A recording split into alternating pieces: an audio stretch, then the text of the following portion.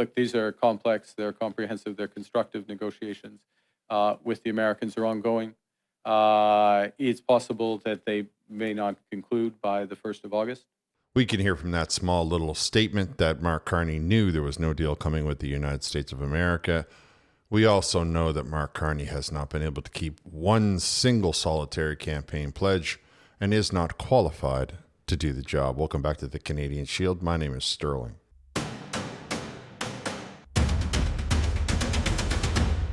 Many of you have been asking me my opinion on the Palestinian announcement by Mark Carney and the Liberal government, and certainly I will do a video on that. But we can see with the way the tariffs are playing out that Mark Carney is desperate to try to distract people from the lagging economy. The same holds true for all of the other countries that might have made the announcement, that they are simply trying to distract their populations from, now that the summer's coming to a close and the lack of improvement in the economy, people are going to start to get very cranky. Of course, Donald Trump has imposed the tariffs on Canada and he's moved them up to 35%. What's most interesting about it is the way the Canadian politicians are responding to it and trying to make everybody think that somehow we're, being victimized in this way. I can say this, that he extended Mexico a 90-day reprieve. So he gave about 36 countries right now all of this ultimatum of August the 1st. Many of them have 7 days to implement the new changes to the tariffs, which of course matters because there's a lot of stuff at sea. So he's actually given them a break. It's on the way here. He's given them a week for the ships to get here so they can sell their product at the 10% instead of the 35%, lighting the fire underneath their negotiating teams. Some of these countries haven't even had a chance to sit down with these negotiation teams. Canada, however, is not given that break.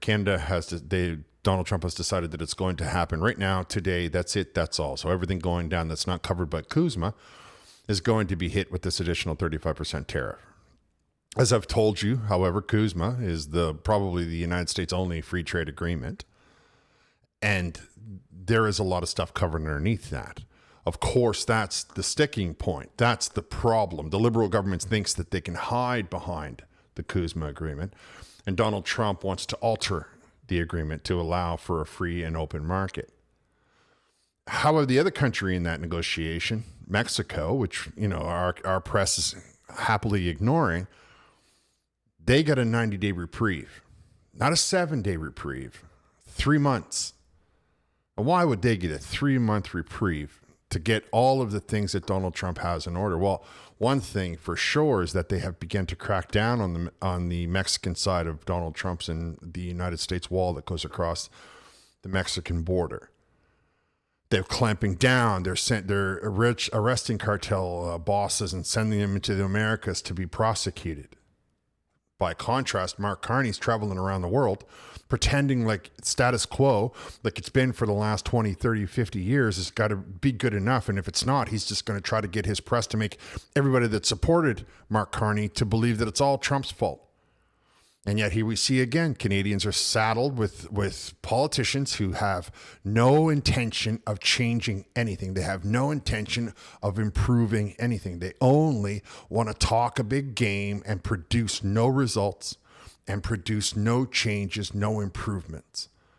The same thing we've been seeing from the far left now for nearly 20 years. However, let's start talking about some of the things that are being said. I got statements and comments from Carney and Trump and Doug Ford, which you won't even believe the kinds of things that he's talking about. So let's just get into that right away here. First, I just want to say a quick sentence about the tariffs on Mexico. It was picked up from Reuters. The high tariffs on Canadian goods contrasted sharply with Trump's decision to grant Mexico a 90-day reprieve from the higher tariffs of 30% on many goods to allow time to negotiate a broader trade deal. You can see from that right there that all of the things they're trying to tell you are incorrect. If you meet him halfway, he will be a reasonable person. The Liberals are throwing temper tantrums, stomping their feet, and acting like spoiled brats because they realized after the fact, now that they've gotten your vote, they understand that the whole thing is going to come crumbling down around them. And rather than have somebody at the helm that can solve the problem, they're simply going to be the people at the helm when the country disintegrates. Here's the statement from Mark Carney. President Trump has announced that the United States will increase its tariffs to 35% on Canadian exports that are not covered under the Canada-US Mexico agreement or CUSMA. While Canadian government is disappointed by this action, we remain committed to CUSMA, the world's second largest free trade agreement by trade volume. The U.S. application of CUSMA means the U.S. average tariff rate on Canadian goods remains one of the lowest of all trading partners. Other sectors in our economy, including lumber, steel, aluminum, and automotives, are, however, heavily impacted by the U.S. tariffs. For such sectors, the Canadian government will act to protect Canadian jobs and invest in our industrial competitiveness, buy Canadian, diversify our markets. Now, the rest of the statement goes on. I'll leave a link.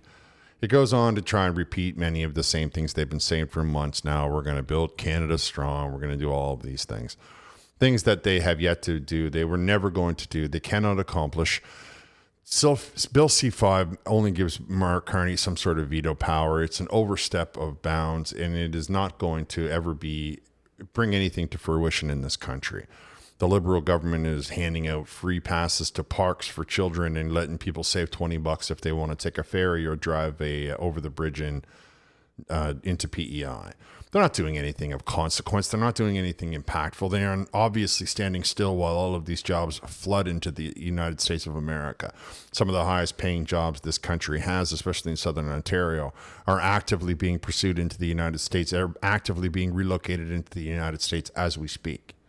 These guys want to just continue to use their propaganda arm to keep the people that voted for them happy and compliant and complacent, while those people don't seem to want to understand that with every passing minute, with every passing day, the state of their economy is becoming worse and worse and worse. And all of the creature comforts that they believe they're holding on to by voting for Mark Carney are going to be ripped out from underneath them, because they lack the foresight to understand apparently they lack the foresight, at least to understand what is the implications of doing nothing. What is the implications of keeping our industry all tied down? What is the implication of keeping our resources in the ground instead of letting the world purchase them and harvesting them in a way that will allow for people to have good jobs? Of course, we know that the Liberal government is going to do a bunch of big talk and not come through. We've been seeing that now for more than a decade.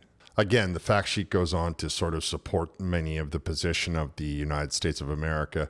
Between you and I, none of that matters. What his reasons are his own. The fact that our government is interfering, the fact that our government is putting the needs of Quebec ahead of everybody else, that's what matters to me and you. To you and I, as Canadians, we have to look at the fact that the Liberal government has done nothing but a big talk for the last 10 years. It's becoming quite a international joke, the way the Canadian people are treated by their Canadian government. No matter what you want to tell yourself about the CUSMA and how it's going to maybe, have to be the way that it stays, the way Donald Trump indicated, it's going to expire. And there's going to be no incentive for the Americans to come back to the border.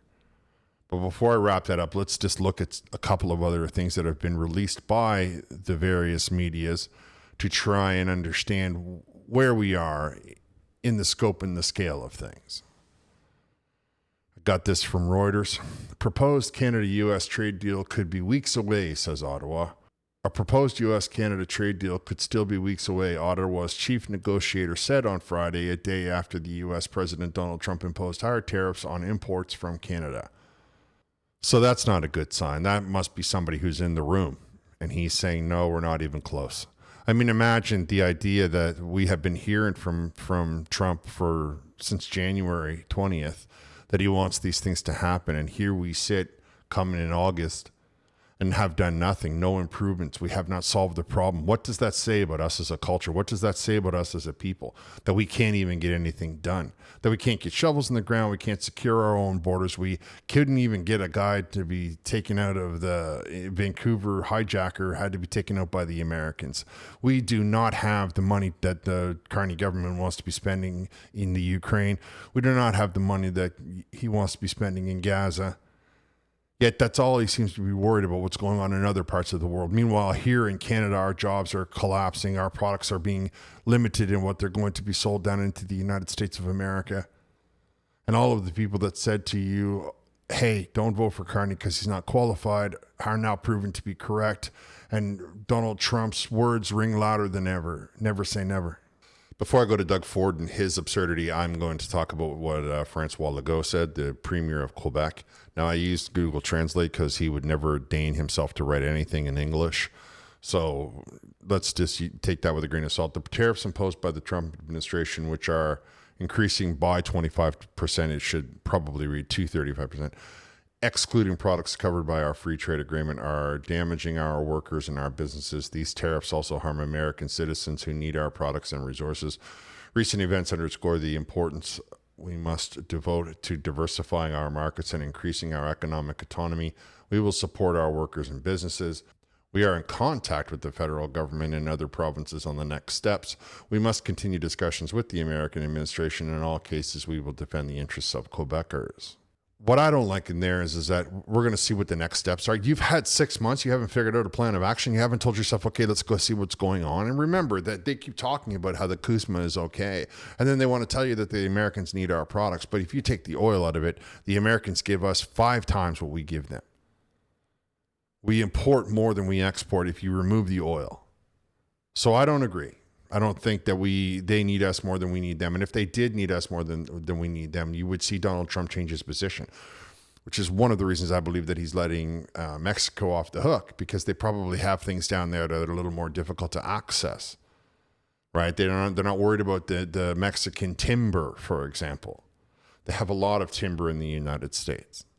In addition, I'm sure that there's a behind the scenes underground stuff about American servicemen, like these, top tier 1 operators that are helping to thwart the various illegal organizations in Mexico.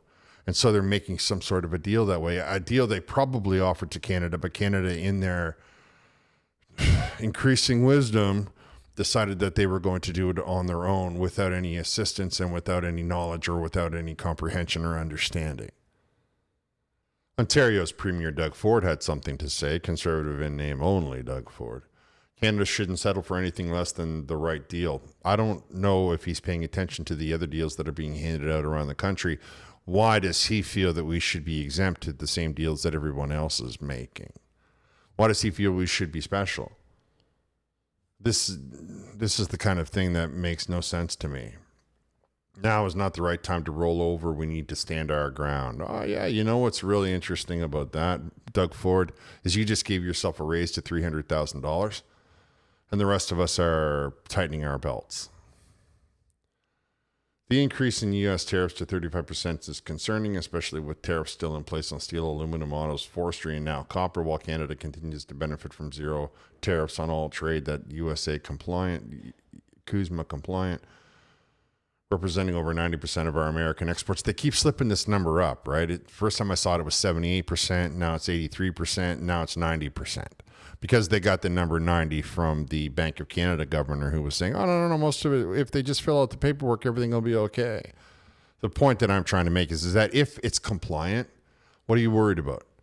What are you all upset about? It's all compliant anyway, so don't worry about it. It's only with 35% on 10% of our goods. I mean, be consistent, guys.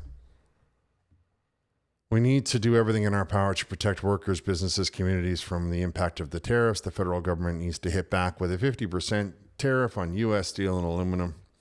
I'll come back to the 50% tariff crack, because that's just, you can't even imagine the absurdity of it. We'll skip one and just go down to the next one. Our government will do whatever is needed to support workers and businesses. We're building a more competitive, self-reliant, resilient economy by speeding up approvals, building new infrastructure, diversifying our trading, and onshoring every widget we can to fortify homegrown supply chains. Canadian workers and businesses are desperate for certainty. Let's work together, united, to deliver it. Now, there's a lot of issues that I have with what this absurdity of a statement says. First of all, widget is a thing we use on our telephone, and I would appreciate it if you would stop trying to dumb down these things because you want to make people believe that it's just as cute as a little telephone. These are serious issues, and if you cannot come to the table, if you cannot come to the voting public, if you cannot come to the tax-paying Canadian citizen and say to them, most of whom under this current situation are going to be men who are laid off for the first time in their lives with no jobs being in place, and you want to tell them all that it comes down to onshoring a widget?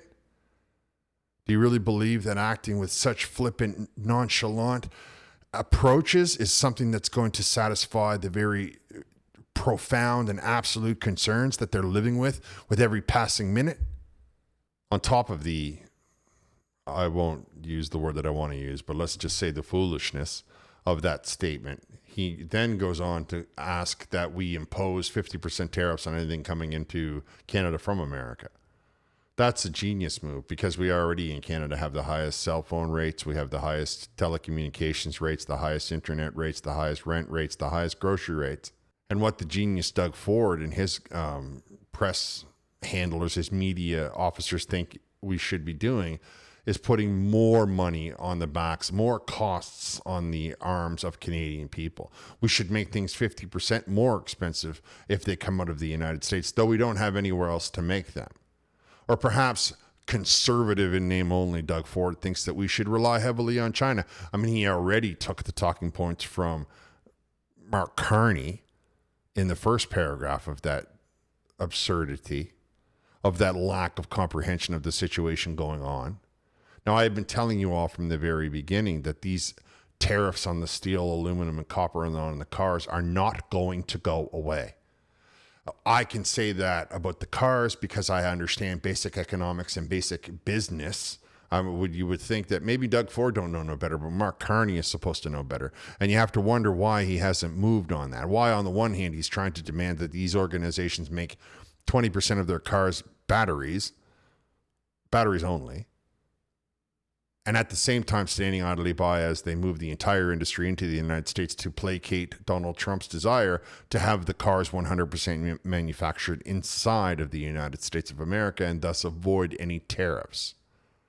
Do you imagine that those companies, those same companies, Ford and Toyota and Honda and all those guys, are investing all of that money in Canada to build the buildings required to change the other parts? Because remember, the auto industry is only half in Canada. So they only have to move down a few particular engines and a few particular machines. And they're quite used to retooling things. I mean, they change automotive design all the time. So there's no big deal for them if they have to leave a few machines behind. What they are trying to do is get out in front of not just Donald Trump's tariffs, but the fact that Donald Trump is offering them a very, very tantalizing 15% tax rate. Doug Ford trying to go on with the same old story he's been saying for 6 months about how it's all erratic. If you can't keep up with Donald Trump's math, if you can't understand where he's going, then I don't think you're qualified to be commenting on it. If I hear anybody from the far left, and that includes Doug Ford, comment on how it's too erratic and I don't know what it means and it's all very overwhelming and then you know what, get out of the way, because those of us that understand what's happening, those of us that know how to handle this, those of us that have seen this kind of pressure, this kind of situations before in our lives, we will fix the problem, and you all can go have your $10 coffee while we get to work, while we go and make sure that the parliament sits, that the businesses get put in the ground, that we cut out all of this horrid legislation that's stopping the same kind of investment coming into Canada, the same kind of investment coming into Ontario. I mean, he talks about critical minerals. He talks about all of these things that come out of Ontario and go into the United States, but there's no development. Most of the critical minerals that come out of Canada currently go to China. Why would we be supporting the Chinese economy? Why would we not be worried about the fact that China has imposed canola tariffs? Why have we not talked about that? Why are we not talking about the way China treats our Canadian food producers and our fishermen? Why are the Liberal government talking about Palestine? Why is Doug Ford trying to pretend that taking the talking points from the Liberal government is something that people in Southern Ontario are going to care about in 3 months when many of their jobs are vacated due to the fact that they have managed those businesses to manage to get the buildings up and running in the United States? And we haven't even begun to touch the amount of pharmaceuticals that we're going to lose out of Quebec and go into the United States because of these exact same rules. All the while, everybody's looking over there. You know what it reminds me of? It reminds me of that guy or that person whose spouse divorced them, and yet they're so fixated on that spouse that they can't move on with their lives, they can't keep going forward. The spouse, they have started taking yoga and they've, gone on, they've got a new spouse or they're dating world, and they're doing all of the things, and they got their hair done and they went to the gym and they're doing all of that stuff. And the other guy's just sitting out here, the divorcee is just sitting over here in his truck saying, "Oh no, poor me, poor me, poor me." You need to dust yourself off, Canadians. We need to realize that no matter what you want to tell yourself, what used to be is not going to be the situation. And if you can't understand that, that means the situation is very fluid, and you have to be ready for that. You have to find situations and businesses and industry inside of this country that can survive that fluidity. We have to stop talking and start acting.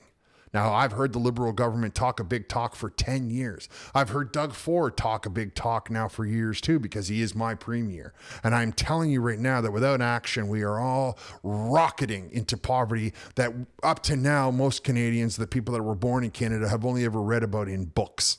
This is the kind of problem that the country has. It's because of this approach that we are here. It's because of the policies that we have gotten to this position. Had we taken the time to invest in our country in the first place, we would not be feeling so much of the destruction of this economic policy, which is harming Canada far worse than it's touching the United States. The United States is booming.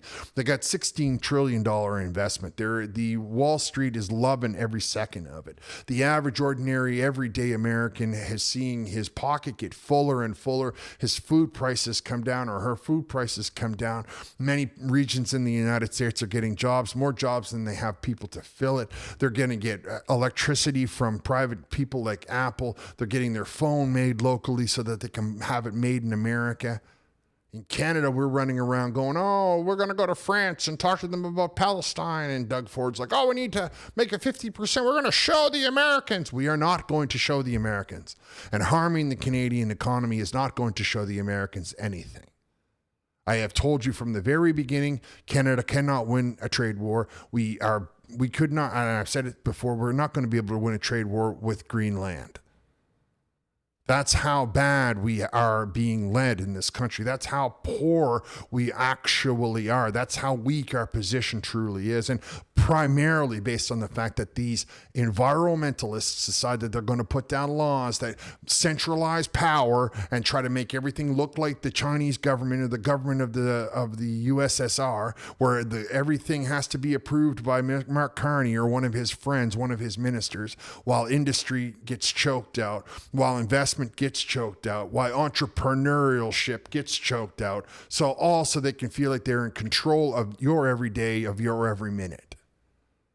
Perhaps maybe they want it to get worse. Maybe they feel that if they get worse, they can justify some sort of draconian laws, much like they did during the trucker convoy. I don't know. I'm speculating. What I do know is that the situation that they are confronted with, they are not capable of handling. And any idea that they keep spitting out just seems to be more regurgitated misunderstanding of what we're up against and more ineffective ideas. We have to alter the policy in this country, a lot of them. And the first thing that we need to do is realize that the government that we have in place is not qualified, is not capable. We have given them months. They have done nothing. We don't have any more time to waste. I'm going to wrap here. I want to thank you for listening. Talk to you next time.